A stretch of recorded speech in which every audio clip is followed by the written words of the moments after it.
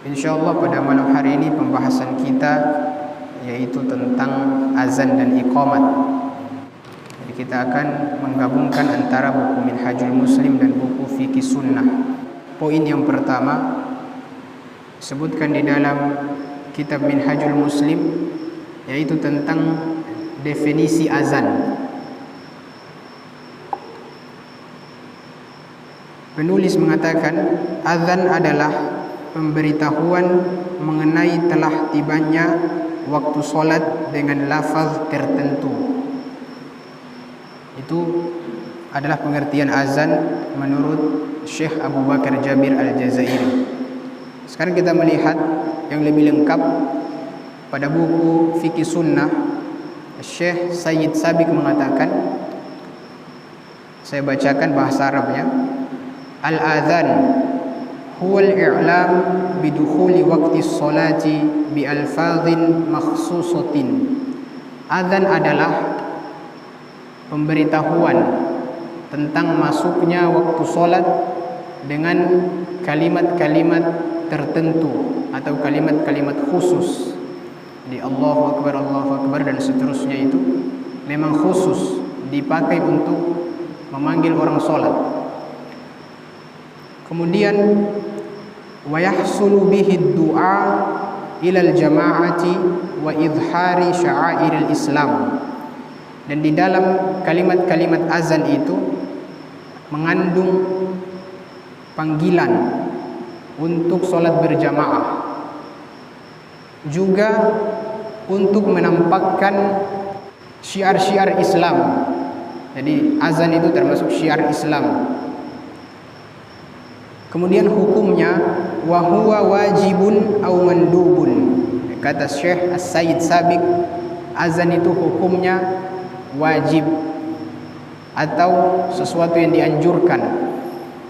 Kalau di dalam buku Minhajul Muslim disebutkan tentang hukum azan, penulis mengatakan azan termasuk salah satu wajib kifayah. Maksudnya kewajiban yang jika dilakukan oleh sebagian orang maka hal itu dianggap cukup serta dihukumi gugur dari yang lainnya. Bagi penduduk satu kota atau suatu kampung, berdasarkan sabda Nabi SAW dalam hadis riwayat Imam Al-Bukhari dan Imam Muslim, Nabi SAW bersabda, "Idza hadaratis salatu falyu'adzin lakum ahadukum wal ya'ummakum akbarukum." Artinya, jika telah datang waktu solat, hendaklah salah seorang di antara kamu mengumandangkan azan, dan hendaklah orang yang paling tua di antara kamu mengimami solatmu. Hadis riwayat Bukhari Muslim. Jadi kalau di satu kampung atau di satu wilayah sudah terdengar salah seorang mengumandangkan azan, maka itu yang lain sudah terwakili, sudah gugur. Kewajibannya untuk mengumandangkan azan itu sudah gugur. Misal kita di Dusun Papi ada dua masjid, Masjid Al-Ikhwan yang sekarang kita tempati, kemudian Masjid Multazam yang di Pokka. Kalau misal di Al-Ikhwan sudah azan, maka di Pokka itu sudah terwakili sebenarnya, sudah terwakili, sudah gugur kewajibannya untuk azan. Jadi langsung iqamat saja tidak masalah. Begitu juga dengan orang yang sholat di rumah. Kalau sudah azan di masjid, maka sudah terwakili, langsung iqamat lalu sholat. Seperti itu. Jadi sudah terwakili. Karena Syekh mengatakan wajib kifayah, yaitu kewajiban yang jika dilakukan oleh sebagian orang maka hal itu dianggap cukup serta dihukumi gugur dari yang lainnya. Namun kata penulis, bagi orang yang ingin azan, misal dia sholat di rumah, atau misalnya dia sholat di kebun atau di masjid yang lainnya, kalau mereka ingin mengumandangkan azan, maka tidak masalah, karena itu termasuk sunnah.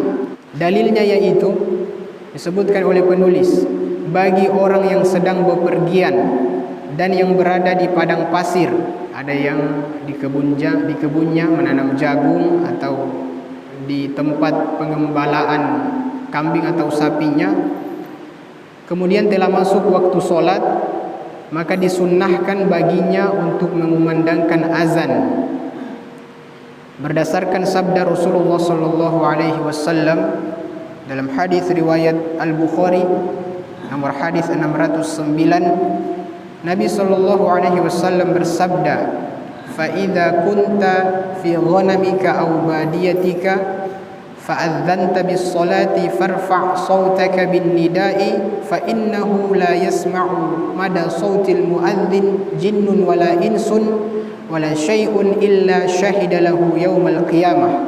Artinya, jika kamu sedang mengembalakan kambingmu atau berada di padang pasirmu atau berada di kebunmu, hendaklah kamu mengumandangkan azan untuk solat saat waktu solat telah tiba, dan keraskanlah suaramu ketika mengumandangkan azan. Jadi memang sunnahnya harus dikeraskan suara.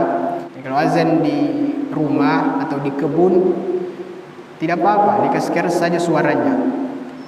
Dan ini ada alasannya mengapa harus dikeraskan suara.